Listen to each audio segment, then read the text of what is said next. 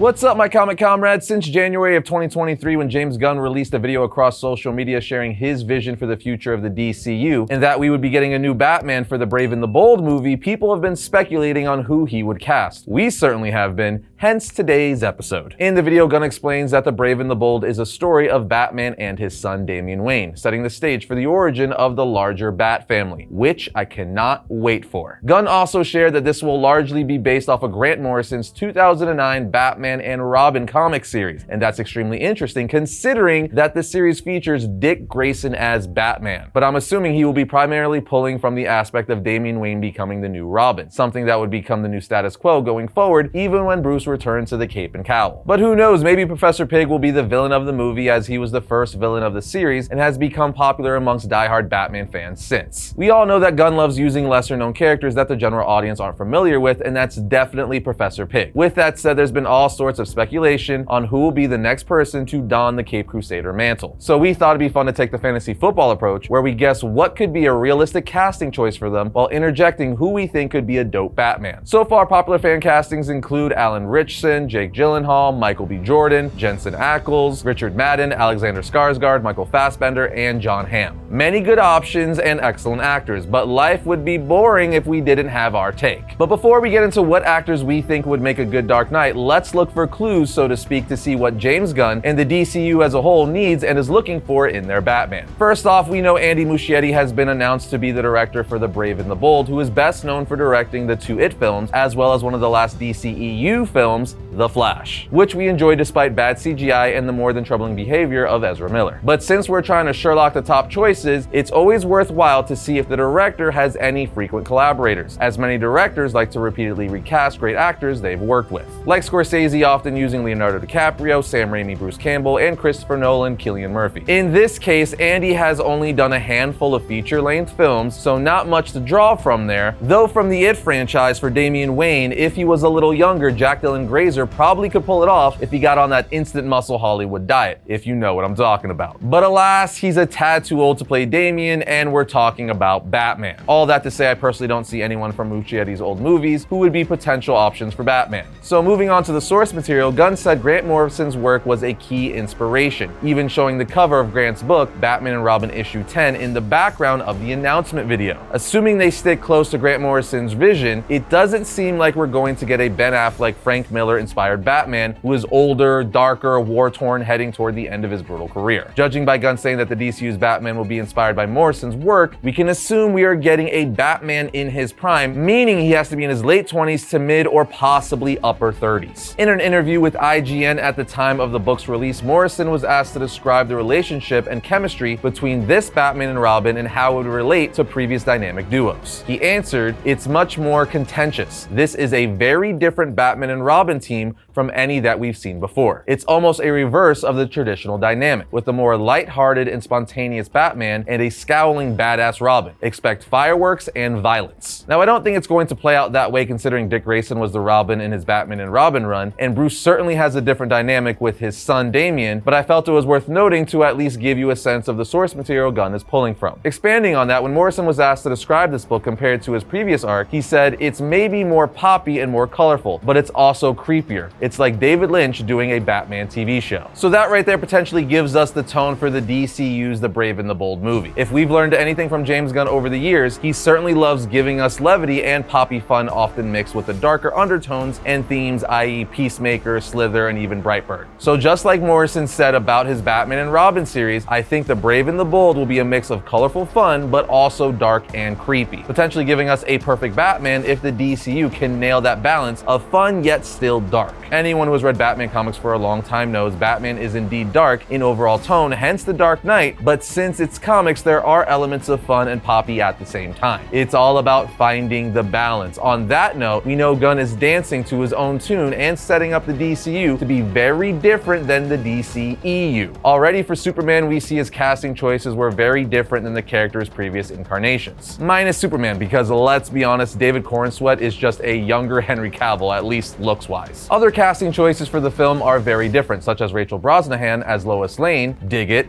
Nicholas Hoult as Lex Luthor, dig it, and Millie Alcock as Supergirl, another great choice to name a few. It's like Gunn was trying to break the old mold and wanted to do something fresh, perhaps helping to distance this new universe from the previous DCEU and everything that came before it, like Jesse Eisenberg Lex. Man, that was something. With that said, I wouldn't be shocked if he wanted a Batman that was totally different than all the other actors who've donned the cape and cowl from movies past, like Keaton, Kilmer, Clooney, Bale, Affleck, and Pattinson. So we're looking for someone with a different vibe than those wonderful Bat ancestors, if you will. To sum it all up, we're looking for an actor who can pull off a light-hearted and spontaneous Batman to match the tone of the Brave and the Bold Batman and Robin comics, but who can convincingly go all Arkham Batman on some villains. He's probably in his late 20s to late 30s to separate him from Batfleck, who had salt and pepper going on and was positioned to be a more seasoned, jaded, mature Batman. Also, as they're building a long-term universe franchise, I'm sure they're looking for a Batman who will be up for action scenes for the next decade or longer as the character threads through this new universe, so semi-youth is a necessity here. Alright, with that several-minute lead-up and our conspiracy theory tinfoil hats firmly fastened, let's start talking about the 10 actors we would like to see as the Caped Crusader. First up, in no particular order, we have Ben Barnes. He's probably most known for being Jigsaw in the Netflix Punisher series, and is also known for being in the Chronicles of Narnia franchise, where he played Prince Caspian. First and foremost, he could certainly pull off the Bruce Wayne look. He's also 6'1", which is a solid height for Batman. However, he is 42, so he would be at the age cap for playing DCU Batman, considering anyone who plays Batman for James Gunn's DCU is probably going to play the character, I would guess, for at least 10 years, something similar to the MCU. Meaning by the time he's done, he'd be in his early 50s, which isn't bad. Ben Barnes is also a very diverse actor, as we saw him play the villain Jigsaw, but also as Prince Caspian, so he definitely has a wide range. He also played a villain in Westworld, which he was pretty good in. But the thing that mostly sold me on this is his portrayal of General Kerrigan in the Netflix show Shadow and Bone. It shows he could have a darker side while still maintaining that ladies' man playboy persona that Bruce Wayne would need. I think this would be a very interesting pick for Batman. Next up, we have one of my favorite choices, and that is Aaron Taylor Johnson. Johnson is one of those actors I feel can do no wrong, and I'm a massive fan. He's pretty great in everything he's in, like the 2014 Godzilla film that kicked off the Monsterverse, Kick-Ass, and Bullet Train. He played Quicksilver in Avengers Age of Ultron. He's also Kraven in the upcoming Kraven solo film. So not only is he a great actor, he is no stranger to the world of comic book movies, having been in a ton of them. He was also recently offered the role to be the next James Bond. That's how amazing he is. And not only that, he's the perfect age, 33 years old. Meaning if he played Batman for 10 years, he would still only be in his early 40s. So he could play Batman forever. He's also extremely versatile and has an awesome look. He definitely could nail the Bruce Wayne vibe and is always shredded like Batman. And I'm sure if he got Batman, he could put on even more muscle to thicken himself up if that's the route they wanted to go. All I'm saying is, the more I think about it, the more he's potentially becoming my #1 choice. He would absolutely nail this. He's got the acting chops, and look, homeboy could become scary looking, and he's the perfect age, physique, and height. This would be epic. I want it. Num num. But moving along, we have Taron Egerton. Taron Egerton is another one of my favorite actors. He is great in everything he's in. He's probably most known for his role in The Kingsman, and of course playing Elton John in Rocketman. But he was next level, at least I thought, in the Apple TV series Blackbird. It really showed off his acting chops and how intimidating and intense he could be, but also very likable at the same time, which is Batman all day long. Intimidating and stern, but as Bruce, very likable to the public to keep that facade going, because Bruce Wayne is the actual mask, not Batman. Now I know what some of you are probably saying, Taron Egerton is great, awesome actor,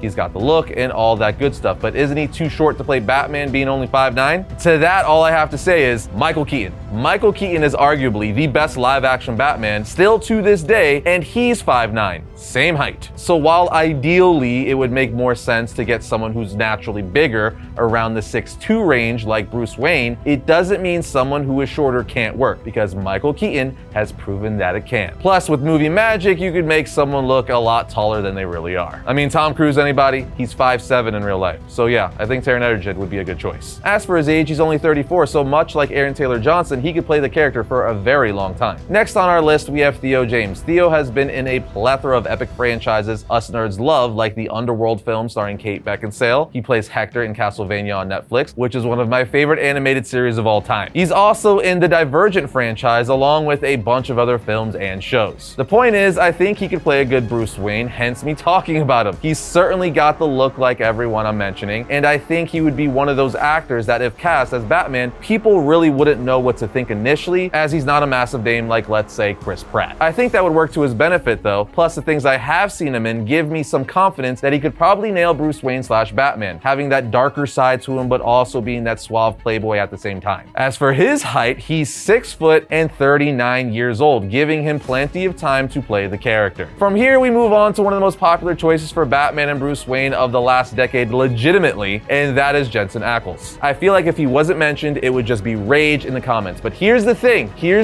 He would probably nail Batman, but he is a bit on the older side. He is currently 46 years old. If he got cast as Batman today, by the time they started shooting, he would potentially be 47, 48 years old, and then by the time the movie comes out, he'd be nearly 50 for his first appearance in the DCU. So while I think he would nail it, I feel like he's aged out, as Gunn is likely looking for a more active Batman in his prime. But playing devil's advocate with myself, that doesn't matter really, because he doesn't look like he's nearly 50, so they can fudge it. He is in fantastic shape and on one of my favorite TV shows, The Boys, playing Soldier Boy, which he nails, by the way. And here's the thing, he's already played Batman several times, voicing him for several animated movies such as Batman The Long Halloween and others, meaning he's already familiar with the character, having played him several times in animated form. The next potential Bruce on our list is Scott Eastwood. Scott Eastwood is the son of Clint Eastwood, and I have to say he's a pretty solid actor. He also has a very cool look, a look that would work very well for Bruce Wayne. He's only 38 years old, so he's right in the age range James Gunn is looking for, and he's no stranger being in comic book movies, having appeared in the 2016 Suicide Squad film. Scott Eastwood has been in a decent amount of stuff, but I feel like he hasn't had a breakout role yet, and being cast as Batman would be a breakout role, especially if he nails it, which I think he could do. He wouldn't be my number one choice out of all the actors I'm mentioning here today,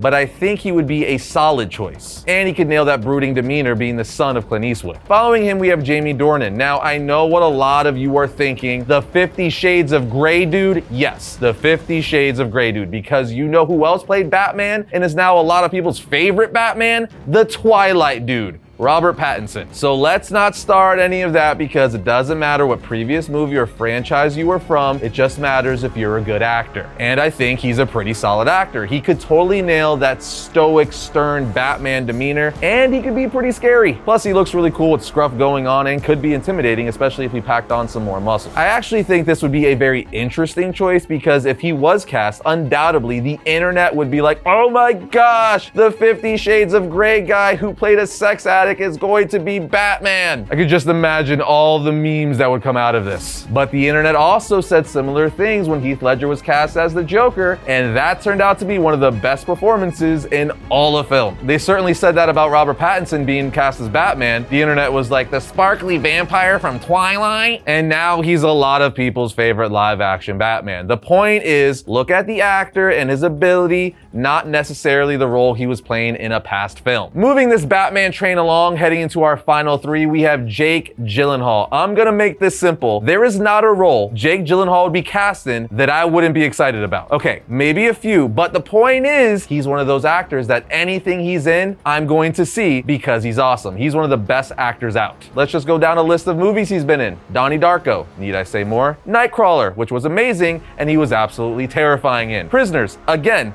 amazing, and he was an absolute badass cop. Jarhead, Brothers, End of Watch, Zodiac, another amazing movie, all of which had phenomenal performances. Southpaw, freaking Southpaw, where he plays a badass, terrifying boxer. I know there are undoubtedly going to be people who don't agree with me on this, so let's just agree to disagree. I think Jake Gyllenhaal would knock Batman out of the park. He is a little bit on the older side, being 43 years old, but he's such a good actor, it doesn't even matter. Plus, again, if you play the role for like 10 years, he would be in his early 50s, and that's fine. And he's also no stranger to comic book films, having somewhat recently played Mysterio in Spider-Man Far From Home. Moving along, because I don't need to say anything else on that, we have another favorite pick of mine, Alan Ritchson, Reacher himself. Now, like Jake Gyllenhaal and a few others on this list, he's near the age cap of DCU Batman, being 41 years old, but homeboy is an absolute beast. He is 6'3" and just a wall of a human being. He's been in a ton of comic stuff over the years. He played Aquaman on Smallville, Hawk in the Titans live-action series, and Raphael in the 2014 live-action TMNT movie. Most currently, he's Reacher, and he's also starring alongside Henry Cavill in the Ministry of Ungentlemanly Warfare. Dude clearly has the look to play Batman, as he's basically a human action figure, but he's also stated several times that he wants to play Batman for James Gunn's DCU. He's been quoted saying, "I would love to play Batman. There, I said it, okay? I'll shout it from the rooftops. I want to be Bruce Wayne." I gotta say, if they cast him as Batman, I would be content. He certainly has the passion to play the character and would be the most intimidating live-action Batman to date. He would look terrifying in the Batsuit, and they wouldn't have to give him much padding, which says a lot, as BVS Batfleck was beastly. And finally, we have Richard Madden. We all know him as Robb Stark from Game of Thrones. He also played Prince Charming in the 2014 live-action Cinderella movie, and he was Icarus in The Eternals. The dude is a great actor, and the man does look like Bruce Wayne. He has that Bruce Wayne vibe going on. I mean, he played Prince Charming, which is basically Bruce Wayne without the playboy aspect. It's a more conservative Bruce Wayne, if you will. Like I said, for a lot of the picks on this list, he's a great actor, he's got the look and the age, he's only 37 years old. This means he could play the character for a long time, and again, that is very important for DCU Batman, which is why I keep bringing it up for several of the actors I've mentioned. Batman will be one of the most important parts of the DCU, popping up in several different DCU projects. Anyway, Richard Madden was great in The Eternals, where he played yet another superhero. It's just the movie itself wasn't good, at least I didn't think so. I would love to see him get redemption playing one of the most popular superheroes of all time. But there you go, friends. That is our pick of 10 actors who we think would make a great Batman for James Gunn's DCU. So now it's your turn. Do you agree with our list? And do you have your own fan castings for Batman? Let us know down in the comments. Other than that, we will see you next time when we talk about all things comics.